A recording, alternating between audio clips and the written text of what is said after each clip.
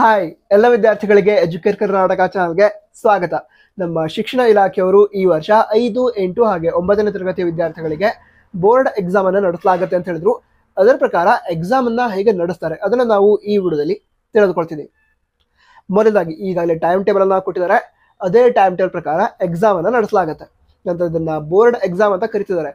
ಯಾಕೆ ಅಂತಂದ್ರೆ 5, 8 ಮತ್ತು 9ನೇ ತರಗತಿ ವಿದ್ಯಾರ್ಥಿಗಳಿಗೆ ಈ ವರ್ಷ ಏನು ಎಕ್ಸಾಮ್ ಆಗುತ್ತೆ ಅದರ ಕ್ವಶನ್ ಪೇಪರ್ ಬೋರ್ಡ್ ನಿಂದ ಬರುತ್ತೆ. ಅದಕ್ಕೋಸ್ಕರ ಇದನ್ನ ಬೋರ್ಡ್ ಎಕ್ಸಾಮ್ ಅಂತ ಕರೀತಿದ್ದಾರೆ. ನಂತರ ಕ್ವಶನ್ ಪೇಪರ್ ಹಾಗೆ ಆನ್ಸರ್ ಪೇಪರ್ ಎರಡೂ ಬೇರೆ ಬೇರೆ ಆಗಿರೋದಿಲ್ಲ. ಕ್ವಶನ್ ಪೇಪರ್ ಅಲ್ಲೇ ಆನ್ಸರ್ ಬರೋದಕ್ಕೆ ಒಂದು ಸ್ಪೇಸ್ ಅನ್ನ ಕೊಟ್ಟಿರ್ತಾರೆ. ಅಲ್ಲಿ ವಿದ್ಯಾರ್ಥಿಗಳು ಉತ್ತರವನ್ನ ಬರಬೇಕು. ಅದಕ್ಕೋಸ್ಕರ ಇದು ಕ್ವಶನ್ ಅಂಡ್ ಆನ್ಸರ್ ಪೇಪರ್ ಆಗಿರುತ್ತೆ. ನಂತರ ಈಗಾಗಲೇ ಹೇಳಿದೆ ಕ್ವಶನ್ ಪೇಪರ್ ಏನಿದೆ ಅದು ಬೋರ್ಡ್ ನಿಂದ ಬರುತ್ತೆ ಅಂತ. ಸೊ ನಿಮಗೆ ಟೈಮ್ ಟೇಬಲ್ ಕೊಟ್ಟಿದ್ದಾರೆ. ಆ ಟೈಮ್ ಟೇಬಲ್ ಪ್ರಕಾರ ಎಕ್ಸಾಮ್ ನಡೆಯುತ್ತೆ. ನಿಮ್ಮದೇ ಸ್ಕೂಲಲ್ಲಿ ಎಕ್ಸಾಮ್ ಆಗುತ್ತೆ. ಈಗ ಎಕ್ಸಾಮ್ ದಿನಾಂಕಕ್ಕೆ ನೀವು ಸ್ಕೂಲಿಗೆ ಹೋಗಿರ್ತೀರಾ. ಸ್ಕೂಲಿಗೆ ಹೋದ ನಂತರ ಎಕ್ಸಾಮ್ ಸ್ಟಾರ್ಟ್ ಆಗೋದಕ್ಕಿಂತ ಸ್ವಲ್ಪ ಮೊದಲು ಈ ಕ್ವಶನ್ ಆನ್ಸರ್ ಪೇಪರ್ ಏನಿದೆ ಅದು ಎಲ್ಲ ಶಾಲೆಗಳಿಗೆ ಅಥವಾ ಸ್ಕೂಲ್ಗಳಿಗೆ ತಲುಪುವಂತ ನಮ್ಮ ಶಿಕ್ಷಣ ಇಲಾಖೆಯವರು ವ್ಯವಸ್ಥೆ ಮಾಡಿರ್ತಾರೆ. ಅದಕ್ಕೋಸ್ಕರ ನಿಮ್ಮ ಎಕ್ಸಾಮ್ ಸ್ಟಾರ್ಟ್ ಆಗೋಕ್ಕಿಂತ ಸ್ವಲ್ಪ ಮೊದಲು ಈ ಪ್ರಶ್ನೋತ್ತರ ಪತ್ರಿಕೆ ನಿಮ್ಮ ಸ್ಕೂಲ್ಗೆ ಬರುತ್ತೆ. ನಂತರ ಅದು ನಿಮಗೆ ಕೊಡ್ತಾರೆ. ಉತ್ತರ ಬರೆಯೋದಕ್ಕೆ ಹೇಳ್ತಾರೆ. ಎಕ್ಸಾಮ್ ಟೈಮಿಂಗ್ ಇದೆ ಅಲ್ವಾ, ಅವಾಗ ಉತ್ತರ ಬರೆಯೋದಕ್ಕೆ ಅವಕಾಶವನ್ನು ಕೊಡ್ತಾರೆ. ನಂತರ ಉತ್ತರ ಬರೆಯೋಕ್ಕಿಂತ ಮೊದಲು ಕೆಲವು ಡೀಟೇಲ್ಸ್ ನೀವು ಎಂಟರ್ ಮಾಡೋದಿರುತ್ತೆ. ಆ ಡೀಟೇಲ್ಸ್ ಅನ್ನ ಯಾವ ರೀತಿ ಎಂಟರ್ ಮಾಡೋದು ಅಂತ ಆಲ್ರೆಡಿ ಒಂದು ವಿಡಿಯೋನ ಮಾಡಿದ್ದೀನಿ, ಚೆಕ್ ಮಾಡಬಹುದು. ಆ ವಿಡಿಯೋದ ಲಿಂಕ್ ಅನ್ನ ಟಾಪ್ ಕಾಮೆಂಟ್ ಬಾಕ್ಸ್ ರೀತಿ ಡಿಸ್ಕ್ರಿಪ್ಷನ್ ಕೊಟ್ಟಿರ್ತೀನಿ. ಸರಿ, ನಂತರ ನೀವೇನ್ ಮಾಡ್ತೀರಾ, ಎಕ್ಸಾಮ್ ಅನ್ನ ಬರೀತೀರಾ. ಅಂದ್ರೆ ಪ್ರಶ್ನೆ ಇರುತ್ತೆ, ಅದ್ರ ಕೆಳಗೆ ಉತ್ತರ ಬರೋದಕ್ಕೆ ಜಾಗವನ್ನು ಕೊಟ್ಟಿದ್ದಾರೆ, ಅಲ್ಲಿ ಉತ್ತರವನ್ನ ಬರೀತೀರಾ. ಈಗ ನಿಮ್ಮ ಎಕ್ಸಾಮ್ ಬರ್ದಾಯ್ತು ಅಂದ್ಕೊಳ್ಳಿ. ಈಗ ಯಾವುದೋ ಒಂದು ಸಬ್ಜೆಕ್ಟ್ ಇದೆ, ಅದರ ಎಕ್ಸಾಮ್ ಮುಗೀತು, ಕನ್ನಡ ವಿಷಯದ ಎಕ್ಸಾಮ್ ಆಯ್ತು. ಅದಂತರ ಆ ದಿನಾಂಕಕ್ಕೆ ಯಾವ ಎಕ್ಸಾಮ್ ಆಗಿದೆ ಒಂದು ಶಾಲೆಯಲ್ಲಿ ಅವುಗಳನ್ನೆಲ್ಲ ಒಟ್ಟು ಮಾಡ್ತಾರೆ. ಅಂದ್ರೆ ಎಲ್ಲ ಉತ್ತರ ಪತ್ರಿಕೆಗಳನ್ನ ಒಂದು ಕಡೆ ಸೇರಿಸ್ತಾರೆ. ಅದರ ನಂತರ ಅವುಗಳನ್ನ ಮೌಲ್ಯಮಾಪನ ಕೇಂದ್ರ ಅಂತ ಇರತ್ತೆ, ಅಂದ್ರೆ ಇವ್ಯಾಲ್ಯೂಯೇಷನ್ ಸೆಂಟರ್ ಅಂತ ಇರತ್ತೆ. ಪ್ರತಿ ತಾಲೂಕಿನಲ್ಲಿ ಒಂದು ಇವ್ಯಾಲ್ಯೂಯೇಷನ್ ಸೆಂಟರ್ ಇರುತ್ತೆ. ಪ್ರತಿದಿನ ಆದ ಎಕ್ಸಾಮ್ಸ್ ಏನಿರುತ್ತೆ ಅವುಗಳ ಉತ್ತರ ಪತ್ರಿಕೆಗಳನ್ನ ಆಯಾ ತಾಲೂಕಿನಲ್ಲಿರುವಂತಹ ಇವ್ಯಾಲ್ಯೂಯೇಷನ್ ಸೆಂಟರ್ಗಳಿಗೆ ಕಳಿಸ್ಕೊಡ್ತಾರೆ. ಇದೇ ರೀತಿ ಪ್ರತಿ ಎಕ್ಸಾಮ್ ಆದಾಗ್ಲೂ ಕೂಡ, ಅಂದ್ರೆ ಮುಂಜಾನೆ ನಿಮಗೆ ಆ ಪ್ರಶ್ನೋತ್ತರ ಪತ್ರಿಕೆ ಬರುತ್ತೆ. ಈಗ ಕನ್ನಡ ಅಂತ ಹೇಳಿದ್ರೆ ಅದೇ ರೀತಿ ಇಂಗ್ಲಿಷ್ ಎಕ್ಸಾಮ್ ಇದ್ದೀರಾ, ಇಂಗ್ಲಿಷ್ ಸಬ್ಜೆಕ್ಟ್ನ ಏನು ಬರುತ್ತೆ ಪ್ರಶ್ನೋತ್ತರ ಪತ್ರಿಕೆ ಮುಂಜಾನೆ ಬರುತ್ತೆ. ಅದರ ನಂತರ ನೀವು ಎಕ್ಸಾಮ್ ಬರೀತೀರಾ. ಅದರ ನಂತರ ಆಯಾ ಶಾಲೆಯಲ್ಲಿರುವಂತಹ ಎಲ್ಲ ಉತ್ತರ ಪತ್ರಿಕೆಗಳನ್ನ ಪ್ರಶ್ನೋತ್ತರ ಪತ್ರಿಕೆಗಳನ್ನ ಒಟ್ಟು ಮಾಡಿ ಏನ್ ಮಾಡ್ತಾರೆ, ಇವ್ಯಾಲ್ಯೂಯೇಷನ್ ಸೆಂಟರ್ಗೆ ಕಳಿಸ್ಕೊಡ್ತಾರೆ. ಎಲ್ಲ ಎಕ್ಸಾಮ್ ಇದೇ ರೀತಿ ನಡೆಯುತ್ತೆ.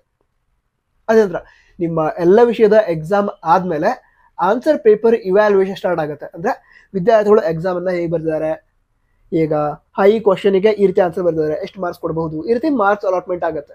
ಇದನ್ನು ನಾವು ಆನ್ಸರ್ ಪೇಪರ್ ಇವ್ಯಾಲ್ಯೂಯೇಷನ್ ಅಂತ ಕರಿತೀವಿ. ಸರಿನಾ? ಪೇಪರ್ ಕರೆಕ್ಷನ್, ಸರಿನಾ? ಮೌಲ್ಯಮಾಪನ ಅದನ್ನ ಮಾಡ್ತಾರೆ. ಅದು ಮಾಡಿದ ನಂತರ ಈಗ ವಿದ್ಯಾರ್ಥಿಗಳು ಎಷ್ಟು ಮಾರ್ಕ್ಸ್ ನ ಪಡೆದುಕೊಂಡಿದ್ದಾರೆ ಅದರ ಡೀಟೇಲ್ಸ್ ಅನ್ನ ಸ್ಯಾಟ್ಸ್ ಐಡಿಲ್ ಕೂಡ ಎಂಟರ್ ಮಾಡ್ತಾ ಹೋಗ್ತಾರೆ. ಅಂದ್ರೆ ಆ ಪ್ರತಿ ವಿದ್ಯಾರ್ಥಿ ಎಷ್ಟು ಮಾರ್ಕ್ಸ್ ನ ಪಡೆದುಕೊಂಡಿದ್ದಾರೆ ಅಥವಾ ಯಾವ ಗ್ರೇಡ್ ಅನ್ನ ಪಡೆದುಕೊಂಡಿದ್ದಾರೆ ಅದನ್ನ ತಿಳಿಸ್ತಾರೆ. ಅಥವಾ ಶಿಕ್ಷಣ ಇಲಾಖೆಗೆ ಆ ಒಂದು ಡೀಟೇಲ್ಸ್ ಅನ್ನ ಅಪ್ಲೋಡ್ ಮಾಡ್ತಾ ಹೋಗ್ತಾರೆ. ನಂತರ ಮತ್ತೊಂದು ವಿಷಯ ಗಮನದಲ್ಲಿರಲಿ. ಈಗ ಒಂದು ಶಾಲೆಯ ವಿದ್ಯಾರ್ಥಿಗಳು ಬರೆದಂತಹ ಉತ್ತರ ಪತ್ರಿಕೆಗಳನ್ನ ಬೇರೊಂದು ಶಾಲೆಯ ಟೀಚರ್ಸ್ ಚೆಕ್ ಮಾಡ್ತಾರೆ. ಕ್ಲಿಯರ್ ಆಯ್ತಾ? ಅಂದ್ರೆ ನೀವೊಂದು ಸ್ಕೂಲ್ ಸ್ಟಡಿ ಮಾಡ್ತಿದ್ದೀರಾ, ನಿಮ್ಮ ಕನ್ನಡ ವಿಷಯದ ಆನ್ಸರ್ ಪೇಪರ್ನ ಬೇರೊಂದು ಶಾಲೆಯ ಕನ್ನಡ ಟೀಚರ್ ಚೆಕ್ ಮಾಡ್ತಾರೆ. ಅದೇ ರೀತಿ ನಿಮ್ಮ ಶಾಲೆಯ ಸೈನ್ಸ್ ಅಥವಾ ವಿಜ್ಞಾನ ವಿಷಯದ ಆನ್ಸರ್ ಪೇಪರನ್ನ ಬೇರೊಂದು ಶಾಲೆಯ ಸೈನ್ಸ್ ಟೀಚರ್ ಚೆಕ್ ಮಾಡ್ತಾರೆ. ಈ ರೀತಿ ಇರುತ್ತೆ. ಈಗ ಆನ್ಸರ್ ಪೇಪರ್ ಇವ್ಯಾಲ್ಯೂಯೇಷನ್ ಆದ್ಮೇಲೆ ಈಗಾಗಲೇ ಹೇಳಿದೆ ಶಿಕ್ಷಣ ಇಲಾಖೆಯವರಿಗೆ ನೀವು ಎಷ್ಟು ಮಾರ್ಕ್ಸ್ ನ ಪಡೆದುಕೊಂಡಿದ್ದೀರಾ ಈ ಎಲ್ಲ ಡೀಟೇಲ್ಸ್ ಅನ್ನ ಕಳಿಸ್ಕೊಡ್ತಾರೆ. ನಂತರ ಆನ್ಸರ್ ಪೇಪರ್ ಇವ್ಯಾಲ್ಯೂಯೇಷನ್ ಸಂಪೂರ್ಣವಾಗಿ ಮುಗಿದ ನಂತರ ನಿಮ್ಮ ಉತ್ತರ ಪತ್ರಿಕೆಗಳನ್ನ ನಿಮ್ಮ ಶಾಲೆಗೂ ಕೂಡ ಕಳಿಸ್ಕೊಡ್ತಾರೆ. ಸರಿನಾ? ನಿಮ್ಮ ಉತ್ತರ ಪತ್ರಿಕೆಗಳನ್ನ ನಿಮ್ಮ ಶಾಲೆಗೆ ಕಳಿಸ್ಕೊಡ್ತಾರೆ. ಅದಂತರ ವಿದ್ಯಾರ್ಥಿಗಳು ಅಂದ್ರೆ ನಿಮ್ಮ ಮಾರ್ಕ್ಸ್ ಕಾರ್ಡ್ ಅನ್ನ ರೆಡಿ ಮಾಡಲಾಗತ್ತೆ.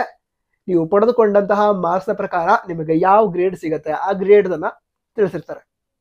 ಅದಂತರ 8th, 9th ಹಾಗೆ 5th ಸ್ಟ್ಯಾಂಡರ್ಡ್ ವಿದ್ಯಾರ್ಥಿಗಳ ರಿಸಲ್ಟ್ ಯಾವಾಗ ಬರುತ್ತೆ ಅಂತ ಹೇಳಿದ್ರೆ ಸಮುದಾಯ ದತ್ತ ಶಾಲೆ ಅಂತ ಮಾಡ್ತಾರೆ.